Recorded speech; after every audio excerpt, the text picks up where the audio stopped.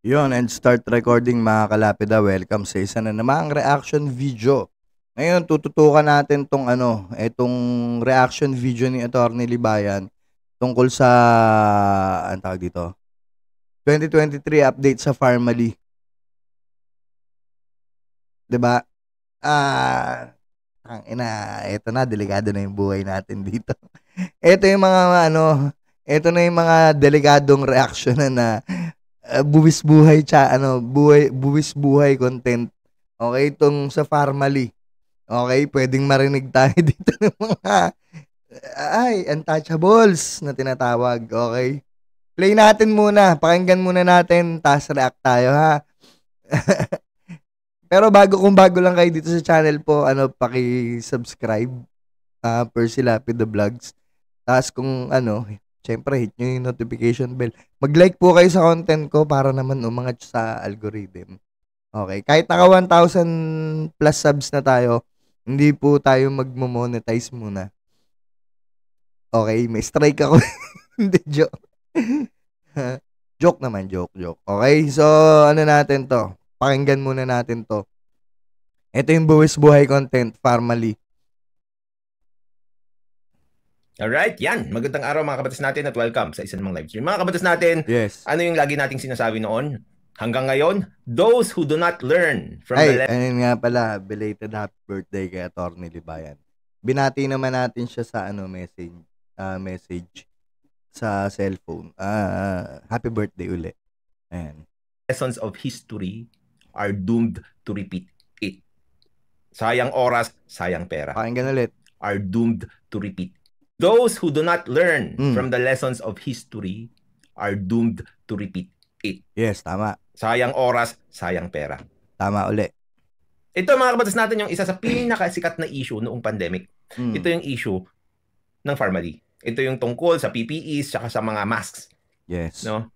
Nagkaroon ng malaking issue dito noon. At syempre, may mga contempt, may mga kinulong-kulong. Ganon din. Paulit-ulit lang yung nangyari. Pero, mga kabatas natin, after nung grandstanding sa Senate, anong nangyari? Ito, tignan nyo mga kabatas natin. Titignan natin kung accurate yung balita sa alam ko. Hearsay lang naman to, hearsay lang Titignan lang natin kung accurate yung balita sa hearsay ko. Okay? Tignan natin kung tinatouch nila yung mga tamang tao dito o nami-mislead yung mga tao dito pagdating sa balita, ha? Hindi ko na maalam kung may alam si Attorney Libayan na issue na mas malalim pa dyan, 'di ba? Kasi ako, yung hearsay ko, may nalaman lang ako na malalim.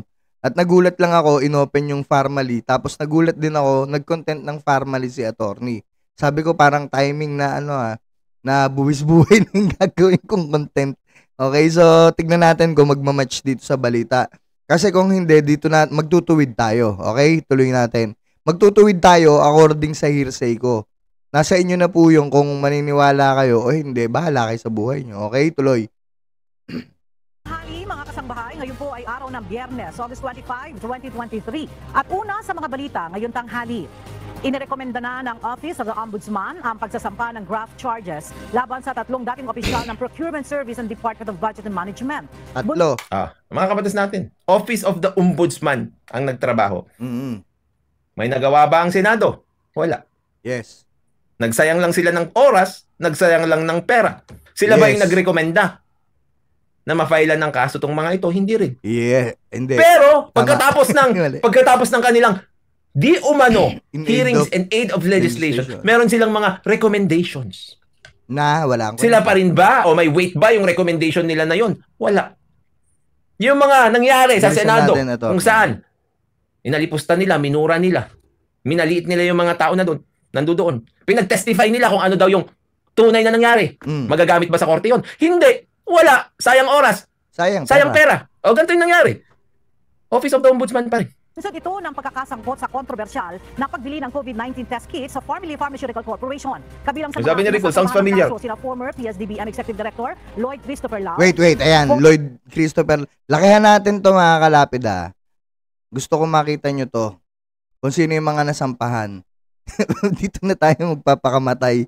Okay. Play. Former Procurement Group Director Warren Rexley pagbili ng COVID-19 test kits sa Family Pharmaceutical Corporation. Kabilang sa Sabi ni Rico, sounds familiar. Sina former PSDBM Executive Director Lloyd Christopher Lau. Lloyd Christopher Lau. Tangin, nakakakwento lang sa akin.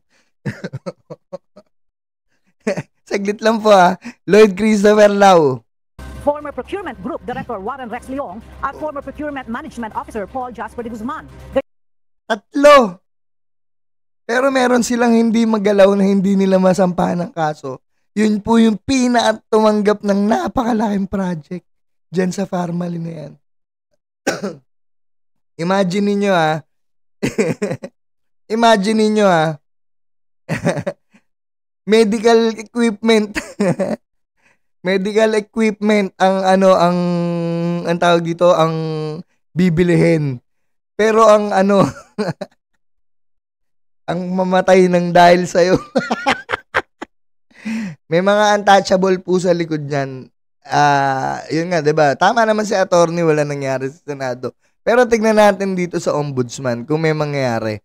Kasi meron talagang isang tao na hindi nila kayang i-touch dito. Malaking tao po 'yun. Si Andre the Giant. 'Di ba? Yun lang masasabi ko diyan. Pakinggan muna natin, tuloy pa natin.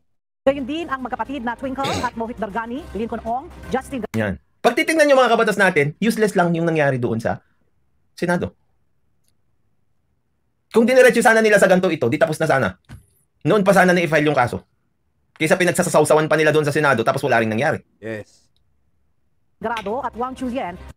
Ito sabi niya walang batas na naipasa, wala. Pati doon kay Jemboy Baltazar, tingin niya maipapasa silang batas doon. Pero makapal yung mukha ng senador ngayon May isang senador na makapal yung mukha Para may ginagawa kunwari, yung mga pinapasa niyang batas, meron na. Gagawin din natin ng content yon, hahanapan natin siya ng naghihiring siya ba, siya nakikipagpalitan ng diskusyon para may ipasa yung batas na gusto niya ipasa, o naglalabi lang siya. Kasi kinontent pa rin niya yung paglalabi niya, di ba? Okay, ito yung point ko na lang dito. Sige, iklian lang natin to kasi etong Farmally na to, malaking issue to at malaking pera po yung involved dyan. May kumita po dyan ng 30%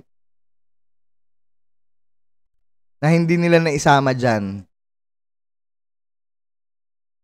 30% po sa ilang bilyon. Deads na ba? Diba? Bahala kayo sa buhay nyo. Hindi ko muna sasabihin. Diba?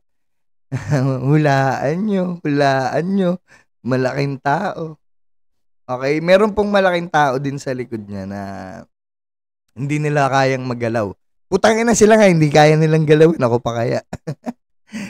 At sinabi ko na merong ibang tao na sangkot dito sa Farmally na to na hindi nila kayang galawin. Yun lang yung masasabi ko. 'Di ba? So, may kulang sa balita. Kulang sa balita, sayang pera, sayang oras.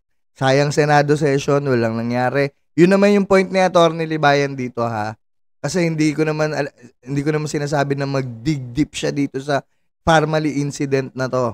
Okay, nagkataon lang na may hearsay, 'di ba? So wala namang ebidensya, hearsay nga 'di ba? So opinion, criticism, balik na lang natin doon para sinasabi ko lang na syempre yung resource person naman na 'yon talaga. Anong tawag doon? Matibay. Okay? Ang point dito ni Atty. Libayan, nasasayang lang yung oras, sayang yung pera. Pag gumagawa kayong hearing in aid of legislation, na alam nyo naman na wala rin patutunguhan. Kagaya nito, 'di ba, ang umaksyon ombudsman. So bumalik tayo sa proseso, 'di ba? Okay? Ganun din yung mga ibang hearing. Ngayon itatackle natin susunod. Pero ang pino-point out ko dito sa Farmally, hello news balita, galingan nyo po. Okay? Hello ombudsman, galingan nyo po. Hindi nyo po kaya bang hawakan yung tao na yon? Pagka nakita kong lumabas yun, ako mismo kakanta. ng Doremi. Okay? Nagkataon lang, sobrang reliable nung tao na yon. Siyempre, zip muna tayo hanggat hindi sila nauna maglabas ng balita. 'Di ba? Pero nagbigay lang ako na hint na meron ako ng alam na tapos bigla akong pinatawag sa Senado, no? Wala po ko alam. Content lang po. The joke lang. Tignan natin, 'di ba? I invoke my right to self-incrimination naman.